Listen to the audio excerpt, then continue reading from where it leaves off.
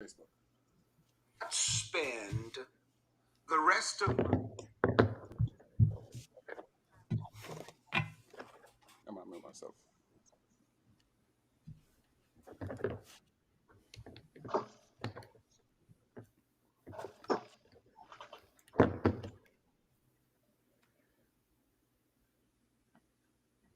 Okay, Bishop, I'm coming to you in 3.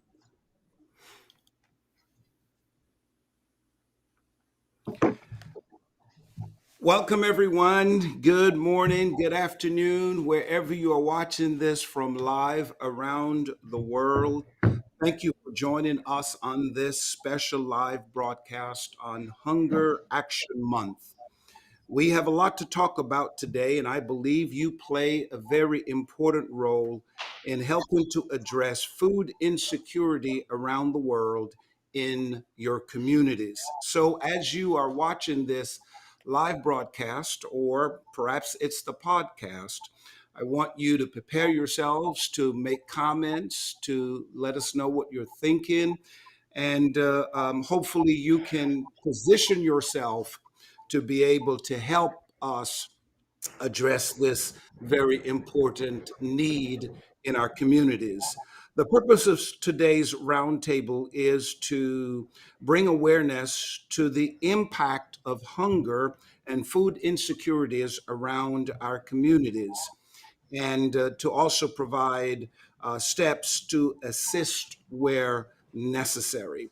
I am privileged to be on this platform with such gifted and talented individuals. And our host today is no stranger to many of us. Her name is Attorney Mila Risen, and she's partner at K&L Gates Law Firm. Ladies and gentlemen, I am glad that you've joined us. Perhaps you're at work, wherever you are. Please help me welcome Attorney Mila Risen. Take it from here, Mila. Great. Thank you so much. And so excited to be here with everyone today. Good morning. And this is such an important topic, and so glad we're taking the time to cover it today. And like you said, the people on the panel today are just wonderful on this topic, and really looking forward to getting started. Before we do, I just wanted to spend a second as to why this topic of hunger and food insecurity is important to me. I am on the board of Dare to Care, which is a community-based 501c3 in Lauderhill, Florida, close to here. And they have been doing great work for over 16 years in South Florida. Targeted initiatives are in place, and one of those targeted initiatives is food insecurity. So it's allowed me to really get to know a really important area through this organization. We're going to spend some more time talking about Dare to Care today, but I thought I would start with that overview.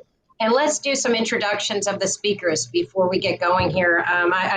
We could spend all day on their bios. Each one of them are just beyond talented and beyond knowledgeable in this area, but let's go one by one if we can. First, with the introduction of Bishop Henry Fernandez. He is one of the most anointed people that you could know, and he has a list of accolades, whether he's an entrepreneur, motivational speaker, he has written plays, a best-selling author, also the senior pastor at the Faith Center, which has celebrated 30 years, and as part of that has been serving this community in South Florida, and has been part of Dare to Care since its inception. So very, very knowledgeable on the topic of hunger and food insecurity we're talking about today. And so glad that he's part of this, and just going to be a great part of the panel. Also, we have Commissioner Nikki Freed. Most of you know her as well. And she is the Commissioner for Agriculture and Consumer Services since 2019. And since she took office, one of her top priorities has been food insecurity and food access. She's taken a significant amount of initiatives in this area, and it had a huge impact. Some people don't know the wide range that she's accomplished in this area, but whether it's with children, whether it's in the rural communities, whether it's with seniors, food banks, farms. It's just a wide range, and I can't wait to hear about it today. It's going to be a great conversation. Also, she's secured recently $93 million in federal funding from the USDA to support the school nutrition program to feed over 3 million children in the schools. So can't wait to hear from her on the topics. And then also we have Pastor Deborah Hill, again, someone who's no stranger to this group and who we can't wait to hear from as well. She is actually the chairperson of Dare to Care. And in terms of her professional career, she is the former director of nursing for the Florida Department of Health and served in that role for 35 years before she retired. So in both capacities, she's able to speak to the topic today. So really want to just welcome everyone that we have, all of our speakers today. And then moving over to just a very brief overview before we get speaking about the topics in a panel is that to just talk about Hunger Action Month and what this means and why this is important. And then also some statistics to touch on. First, Hunger Action Month has been in place a long time around the country. But interestingly, about a year ago, it was Commissioner Freed who did a proclamation for the state of Florida to declare September as Hunger Action Month, which was great. It was as a result of over 3 million Floridians having the shortage of chronic hunger. And so it's a significant initiative, a significant proclamation a year ago. And it really allowed the awareness of hunger in the United States and locally. So I think one of the things to start and take a pause is before we start talking locally, at the intro, we talked about what does this mean to everyone globally? And spend 1 second on the global impact of hunger. I don't want to spend long on it, but there was a recent report that came out from the state of food that talks about food security and nutrition in the world. And it was 2021. It was UNICEF, World Health Organization, top organizations. And they talked about how between the past year in terms of 2020, that between 720 million and 811 million people in the world faced hunger. A real significant set of numbers also in this report talk about the impact of the pandemic in 2020 on children. And that's what we're going to talk about today too, is what are the impact on children in other key areas. And we're concerned, it specifically says in the report, about children under age of 5 and how they're affected by stunting, 150 million stunting, 45 million in wasting, and 38 million in overweight. So it really goes into some really staggering sets of numbers. It was throughout the entire world, but with a particular focus in Africa and Asia.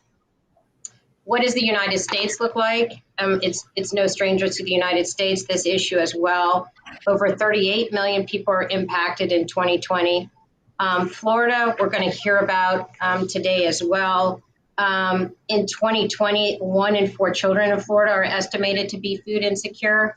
And then when we take it down to Broward County, the numbers are just as staggering, which is that 18.9% of children in South Florida are food insecure, which is over 236,000 children go to bed hungry every night. So that's some data that I think is important to really think about. I think it sets a good stage as to why a year ago there was Hunger Action Month put in place by the commissioner, because I think that those numbers are staggering, and it's such a worthwhile topic for us to be covering today. So I don't know if anyone has any remarks before we get going, or would we like to start getting into the questions and answers? Questions. Okay. So for the first question, what does Hunger Action Month mean to you? And let's start hearing from the panelists as to what does this mean to each one of you when you hear of Hunger Action Month?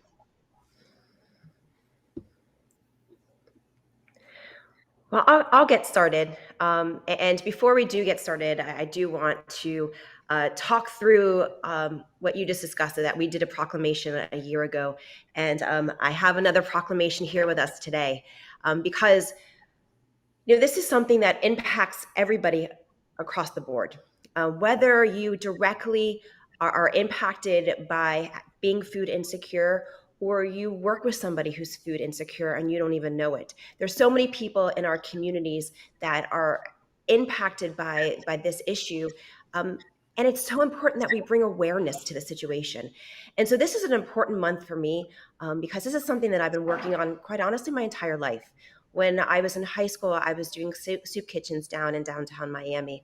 And I saw just how the basic need for food that not everybody had access to or the financial means to do so. And as I became commissioner, I saw this firsthand. When we've got 3.5 million Floridians across our state that are food insecure, and over 1 million of those are our children. So this is something that has been a mission of mine as commissioner.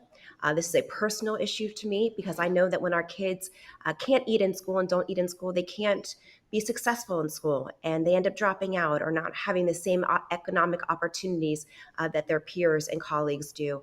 And same thing with their parents and adults. When they don't have access to nutritional food, they can't be successful in the workforce.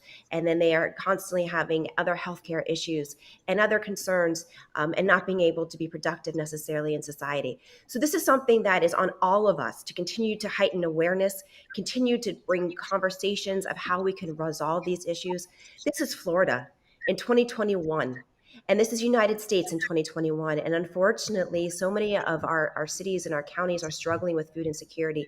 And we've got to continue to bring heightened awareness so we can bring the necessary resources and community involvement to help resolve this. So I do have a proclamation that I just want to read a little bit.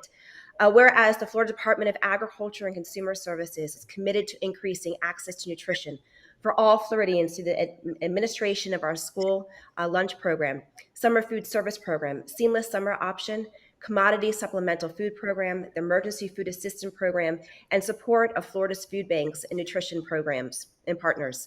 And whereas Dare to Care, a Lauderhill-based community development organization, is a vital part of feeding Floridians in need, serves hundreds of Broward County families each week and 3,000 families during Thanksgiving.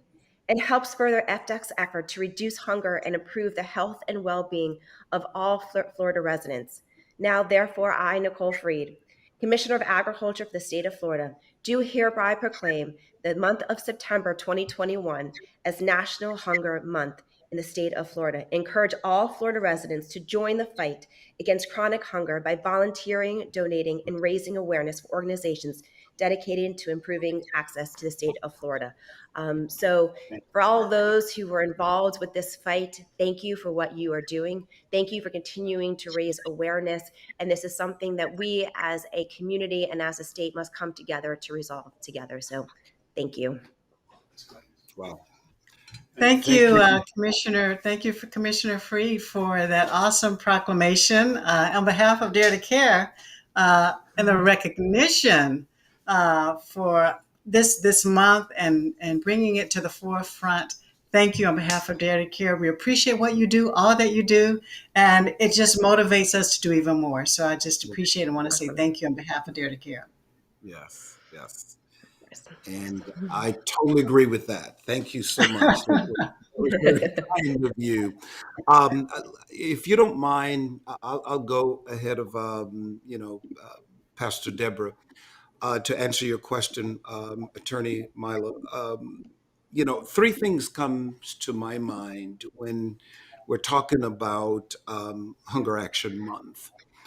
Number one, I think it is a time to make us be aware of others who are being affected by this. As Commissioner Nikki and yourself gave some stats on the real crisis that's in and around our community, and especially in schools. Who would think America, the land of prosperity, if you will, would be struggling with so many issues, when it comes to food insecurity. So I think one, it gives us this month, and hopefully those who are watching right now, will have a heart, will recognize that, just because you every day know where you're going to go for breakfast, what you're going to have for lunch and dinner, and we have the snacks in between, just because that's normal for you, it's natural for you.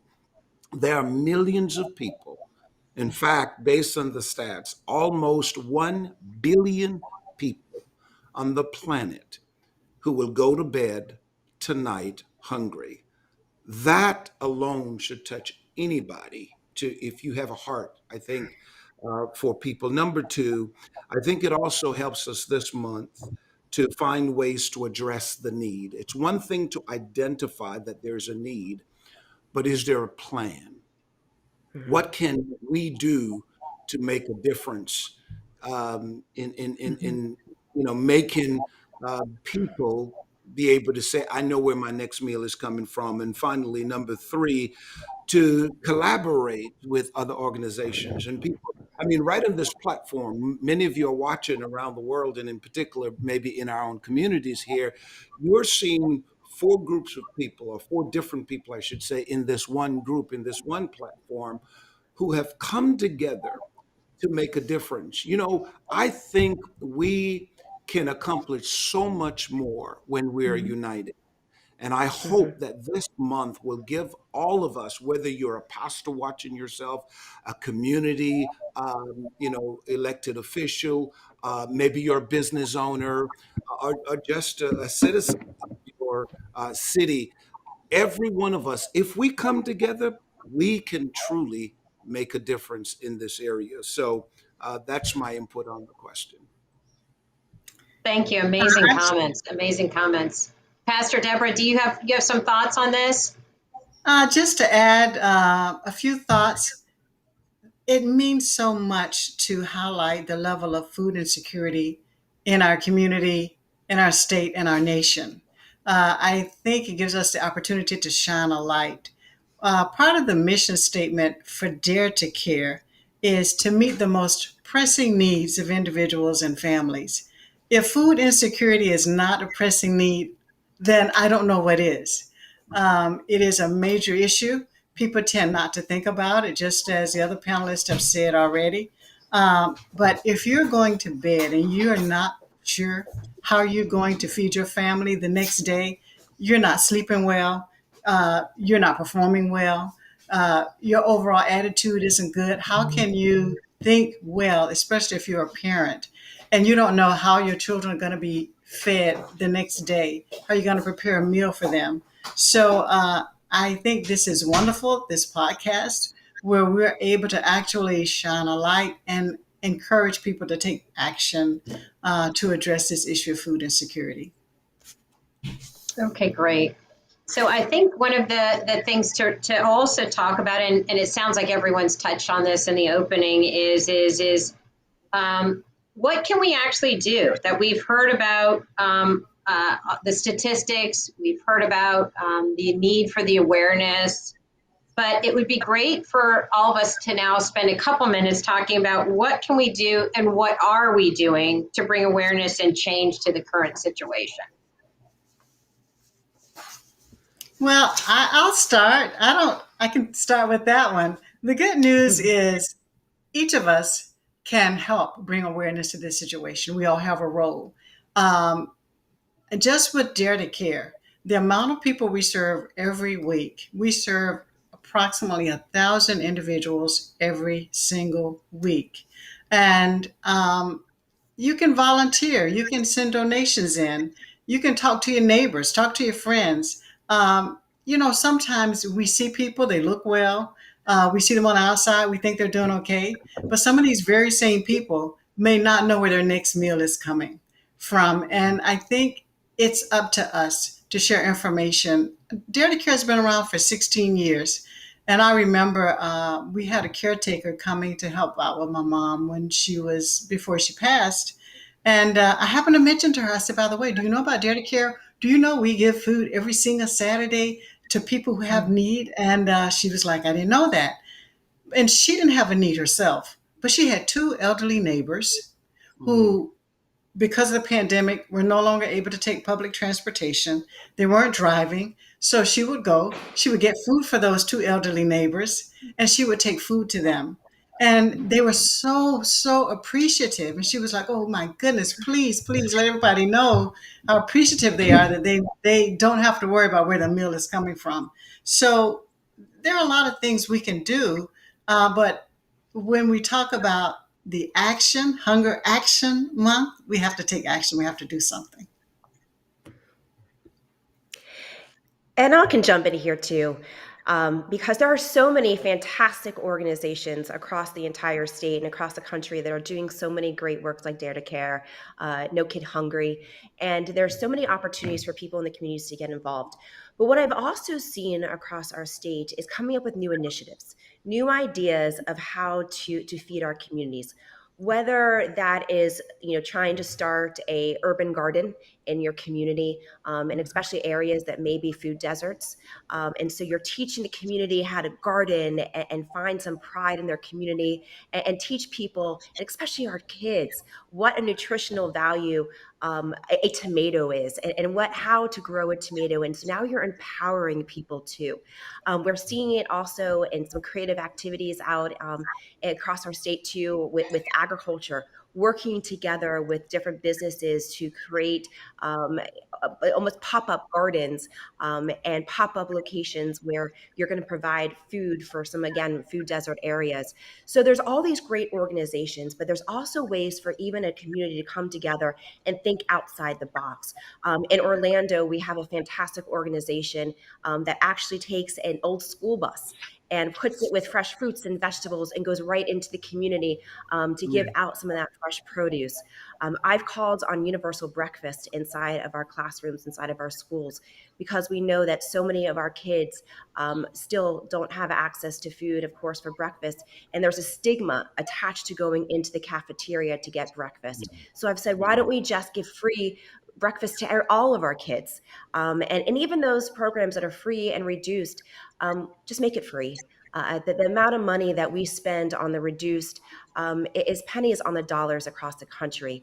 And so giving everybody an opportunity to have this nutritional food, and unfortunately, and not to bring politics into this at all, but we're sitting on $840 million that right now should be brought down from the federal government, that are supposed to be going to emergency EBT, BT, and SNAP benefits to our children. And so we, as a government, also have to recognize that we have a role to play here. And that's making sure that we've got the resources, that we're thinking outside the box, and we're empowering our local communities, and giving them the resources to be successful, because this really is all hands on deck because of the implications and just human decency. I mean, to know that I know where my next meal comes from, but I don't know about my neighbors 3 doors down. And to know that we live in a community, and we're supposed to. I mean, I've got two religious leaders here on this line. I know some of the foundations of our religions is love thy neighbors, and that is part of who we are as a society. And we're supposed to care for one another, in good times and in bad times. And we got to be doing that now, when it comes to food insecurity and the hunger across our country. Okay. For a moment, hearing Commissioner Nikki speak, for a moment, I thought maybe she's in the wrong business. She probably should be a clergy herself, you know, because she's right on it. You are right on it. Of course, you spoke about the part that politics and our government needs to play in this situation. Of course, funding is there, but as you know, there's just a whole lot of issues to get through that. But I can speak on the behalf of the clergy, the Christian community, or just say the religious community. There's a lot that we can do because, as Commissioner Nikki said, that the foundation of our faith, it's about loving our neighbor. Mhm. Um, I would ask those of you who are watching today, if you're a person of faith, and when you hear about food insecurity, if that doesn't touch you, you may want to reevaluate your faith, the core of your faith, because, you know, in my faith, I believe in Jesus Christ, he actually, had a conversation with his disciples about the same issue, and they were saying, when did we not feed you? you know, and his Mhm. response to them was, when you fail to do it to the least of these, Mhm. the ordinary people you see every day, the people you tend to ignore every day, you are failing to do it unto him. So I would ask those of you who are people of faith, if you're a clergy, make that awareness in your church, on the platform. Find a way, starting this month, and not just September alone, find a way to bring awareness to the crisis that's in your city. It's there. Maybe you've got a wonderful temple, build-in facility. Your people are doing great and wonderful. But I will guarantee you, across the street, somewhere down the street in your community, there are people who cannot or don't know, better yet, where the next meal is coming from. So use your platform, use your influence, because you do have it as a leader, to go and talk more to your congregation or to your followers about this issue. And then if you are a laity, parishioner, whatever, you can play a role, like find the food banks in your area. Maybe your ministry has it. Maybe it's a community thing. For us here in South Florida, we have Dare to Care. Volunteer at least once a month. Give of your time, to bag the food items, in the bags, and distribute it to the people. Perhaps maybe the next time you go to the grocery store, you're picking up a can of beans or something here, maybe take two, and then, bring to your church and say to your pastor, your rabbi, whomever, here's some grocery, find a family to give it to, or drop it off at a food bank center or something like that. If the heart is there, you'll find the will to get it done. And I think those are some of the things that we can do to bring awareness to it. I You think know, all of those cumulatively are excellent. I think one of the questions is also to just think about the pandemic and really how has this really impacted the scarcity of food? We hear the statistics, but can each one of you just provide some quick insight into how we think that the pandemic has affected the scarcity of food in the communities? I, I think the pandemic shined a light on so many inequities, so many. We all know that. We've all lived through it. We've heard the news and how families are impacted, especially the pandemic itself. People of color are still dying at a higher rate for whatever reason, afraid of the vaccine or just not having to be in places where they have that level of exposure. But the pandemic, for people who lost their jobs, or for whatever reason were not able to work from home, they were greatly impacted. So, and they're still being impacted today, to tell you the truth. They just may not, it be evident to everybody. But I think two groups in particular, your most vulnerable groups, if I could say that word, your elderly and your children, I think were greatly impacted by the pandemic. As I said earlier, I think the elderly wanted to and had to stay home, okay, because being out caused them to be exposed potentially to the virus. So if you're an elderly individual and you already have limited resources, you're living based maybe a social security check, uh, income that's very, very limited, and you depend on maybe Dare to Care, going to Dare to Care once a week to pick up your groceries, or maybe you're depending on somebody to take you to the grocery store, and you no longer have that. And you are sitting home hungry, not really knowing where your next meal is going to come from. And then, of course, the impact on families. I mean, I had three sons growing up. And I tell you, there were times I would go to the grocery store, I would want to cry when I had to try to feed those three boys when they were in their teen years. And I just don't know how families are doing it today when Mm-hmm. they're barely making minimum wage. How in the world are they doing it? And then with the pandemic, how even more were they able to do it or less able to do it once we went into this whole shutdown mode, and now they're just trying to recover. So yes, I think we do have a huge issue, and I think the pandemic just made it even worse. And it's like Bishop was saying, as Christians, as religious individuals who have the same belief to care about your neighbor, how can we not think about these people who've had to live through this pandemic and just struggling each and every day, not really Right. knowing, where their meal is coming from? And yeah, I think it's had a huge impact. And I can jump in here too. Just knowing, we help to administer all of the summer break spots. So when we and help to administer a lot of the food banks across the state, and we saw firsthand that impact. Not only did my team, when we knew that schools were closing down, have to jump into immediate action. We worked around the clock for that weekend going into the closure of schools to make sure that no kid was going to go hungry during the closures. And every county was a little bit different of how to make sure that how to get the food to the children, whether it was picking it up at different locations across the county, whether it was one pickup spot, which only 3 days a week or 2 days a week. And so watching our schools and watching our communities come together to make sure that our kids were eating. But we're even going through that right now where our schools are open. We know that there are thousands of kids that are quarantined across the entire state. And there is no mechanism of how to make sure that those kids are being fed today, because there's no summer break spots locations open because our schools are open. And it's a logistical nightmare to figure out how to make sure that those kids are being fed.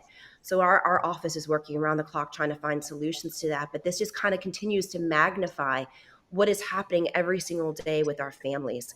And Pastor, I think you are absolutely right that there is a time during this pandemic at the very beginning when we were completely shut down, where I was like, what is happening to our seniors who may not have smartphones and may not have our all of our apps that we can just order Instacart and get our foods delivered to us.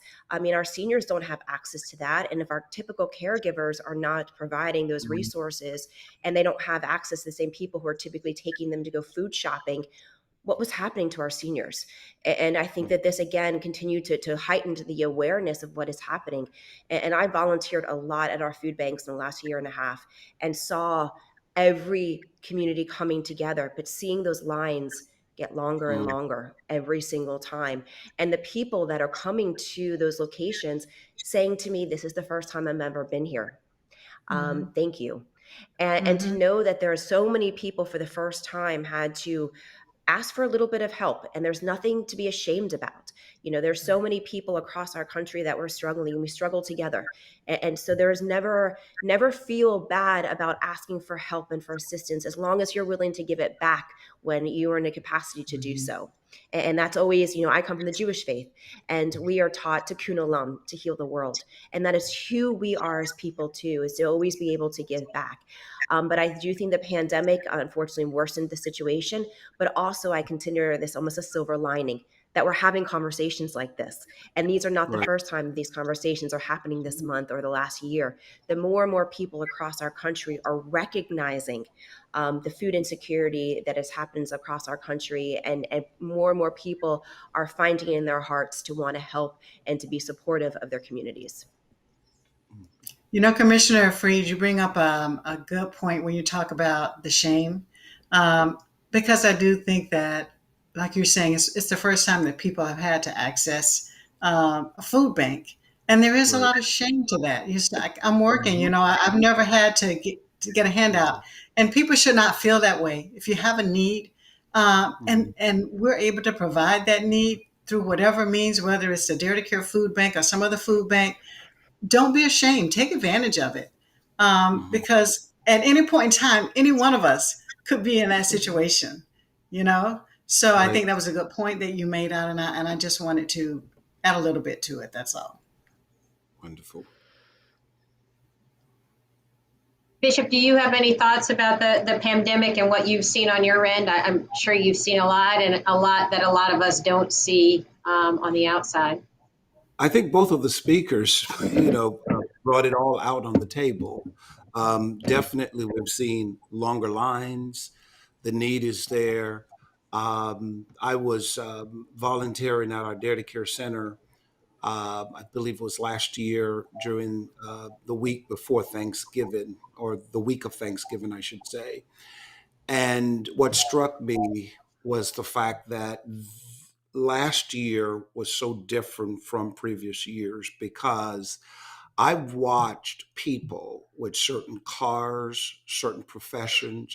I mean, I even saw a police officer, a police in uniform, come. Now, maybe it's for someone, whatever, but I think we need to get to the place where we normalize the fact that it's okay to be in need, because we're all people who are in need. It may not be food, it may be in need of love, in need of something. And one of the things that I have identified during the crisis, the pandemic, is that there's a lot of people who are putting their pride away and say, look, if help is there, I'm going to go and take advantage of it. And for the rest of us, we can also make it easy for others who may feel ashamed, you know, to know it's okay to go get, bags of groceries or whatever food you can get. Another thing people can do, and I've seen this in during the pandemic. I know of people who have done this, is apart from even giving to the food bank centers and so forth, they will take it upon their own and drop off groceries, go and shop for family members and friends or the seniors and drop groceries off. We all can play a role because the evidence is there that the pandemic has definitely increased the need. Yes. And I just Okay, want to great. add, Yeah. I just want Oh, to go add ahead. I'm one thing sorry. too.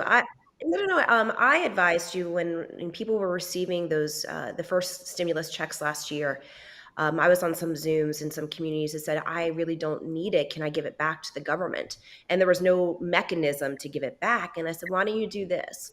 Why don't Mm. you deposit the check, cash the check, and either go buy, I think it was $1,500 was those stimulus checks, go either buy $1,500 worth of groceries for your local food banks or go donate it to a local food bank. Those were kind of my advice to those people who said, I want to give my money back to the government. And I said, well, there's no mechanism to do that. But why don't you go use it for something good? And there's a lot of people in your community that may need help. So again, coming up with some creative ways to be able to give back in times like this is what brings communities together. No, I think that's exactly right. So I think our last question, and we've touched on it for a while, and I can't believe all the great thoughts we've had today. But if you're speaking to the audience, and this is your last thing you want to say to them about what they can make a difference, and your closing remarks, what would you say to them? I mean, because we've had so many amazing points today, but what would your final conclusion thoughts to this audience be?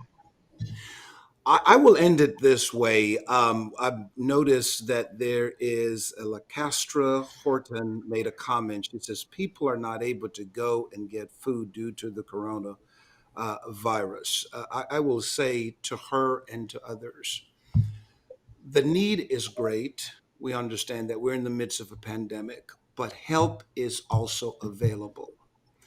And there are several ways you can, position yourself to receive the help. So, for example, the virus is there, but if someone is unable to go, maybe because they're a senior, to a food bank or somewhere where groceries has been handed out, I just urge the community, um, you be the individuals who will go and get the food for these people. So, La Cassandra, I think is the name, Horton. If you're in this local area, please reach out to Dare to Care. I'll ask Pastor Deborah to give the information of where they can. If you call us, we'll have somebody drop it off. And wherever you are watching from, maybe you just need to ask yourself the question. I think that's my challenge and my charge to you. What are you going to do to make a difference? Okay, you've heard Mhm. us all talk today Mhm. about what can be done, what we have done. We've brought awareness to the issue. Some of you probably never heard of this September food, awareness month and so forth. Now you know. The question is, what are you going to do Mhm. with the information, the Mhm. knowledge that you now know? Because you see, sitting on the knowledge and refusing to do something about it, I think it's a crime, especially if you're a person of faith. I think we all can play our role. We can't fix everybody's problems. We can't fix the world's problems, but we can fix the problems that we are assigned to. And I believe, speaking of myself, I'm assigned to my community. I'm assigned to people that are within my reach. I'm going to do my part. Will you do your part so that God can be pleased with all of us, that we took care of the least of these? Bishop, that is great, and I think I'd just like to tag on what you're saying. And I was going to say it. What would we ask? Volunteer, volunteer, volunteer. Donate, Yeah. donate, donate. Mhm. We have our Thanksgiving drive coming up, and last year we served about 2,500 individuals. This year we'd like to make it 3,000. And everybody can do something, even if you don't Yeah. have much. You can give. It takes $30 to feed a family, by the way. And the other thing I wanted to say, yes, the coronavirus is here. We have made it safe for everybody. It's drive through. There is no contact with any of the volunteers. So if you drive through, open your trunk, we put the food in, and you're good to go. So, if you know somebody who needs access, give them a ride. If you yourself need access, call and see if you can get it delivered, or ride along with somebody, a friend or a neighbor that you're comfortable with being in the car. So there are things we can do, and of course, we appreciate all the commissioners doing with the food and the distribution. We appreciate that. All of our partners and sponsors. We have so many sponsors and so many partners who help provide this food so that we're able to serve the community. So $30 to feed one family. If you can donate, donate. If you can volunteer, bring your kids, volunteer, help them. They'll be able to actually see that you're giving back to the community. I don't know if they're going to put the Dare to Care site on the screen, or if you want me to give it at the end, Bishop. I'm not sure. Or You can go Myra, ahead and which give way? it now. Yeah, you can go ahead and give it now then. Yeah. The site is www dot dare to care int.org/DTC 2021. That's www.daretocareint.org/DTC 2021. And if you will go to that site, you can sign up to be a volunteer, you can donate, you can find out more information about Dare to Care. So there's the information, and please help us out. And I think if you didn't get all of those sites and all of those things, reach out to us. I mean, I'm on the board. Pastor Deborah is on the board. We're happy to talk to you and see what you're interested in, what you're interested in doing. So I think that it's whatever you can do. But I think that we all want to make ourselves available to you as well. And so I think that's something that I want to also encourage as part of this call is that it's donating, and also go on the website and look to see all the initiatives that are out there for Dare to Care, because it is critical that we talked about feeding 3,000 families, which is a huge lift right now. And I think we want to make sure we're able to do it. And so anything that can possibly done, it can be done is critical to us right now. And so reach out to, whether it's donating or asking us about it, that would be great. But I think also, as Commissioner Freed said too, is there are a lot of organizations to think about. So there's Dare to Care, there's other creative ways, there's just so much to be doing. And I think that if each one of us takes the step to make a difference, we're going to slowly chisel away at this problem. And I think that Yes. that's the biggest takeaway from this call is that how can we empower everyone on this call to continue to make a difference? And so, Commissioner Freed, I know you probably have your great remarks too. I don't know if you want to chime in and let the audience know what you're thinking. Yeah, absolutely. And kind of just to summarize what has been said on the call, we've got a lot of Floridians who are right now are struggling to make ends meet. Whether it was because they were already food insecure before the pandemic, or the pandemic accelerated the situation for those families. And so during these times, as we as a community can show compassion, can show that we care for one another and come together. And again, whether it is donating your time, donating your financial resources to some of the already established incredible organizations in your community, or if you're not finding one that is serving a specific need for your own community, start it up, take the initiative. And I cannot agree with the Pastor Moore, take your kids. This is something that we have got to make sure that the next generation also sees it and also sees how they can be helpful. I know that I take my 3 stepsons every time there is a food drive here in Tallahassee. We go to the Second Harvest Food Bank here in the Big Bend, and we volunteer, and we talk through, you remember that great croissant that you had this morning? Well, most families across our state don't have access to that. Let's go and volunteer and show our appreciation, and showing that next generation, one, that you are willing to spend your time and effort, but also teaching them that compassion and that willingness to give back to their communities, and instilling community service at a very young age is so important.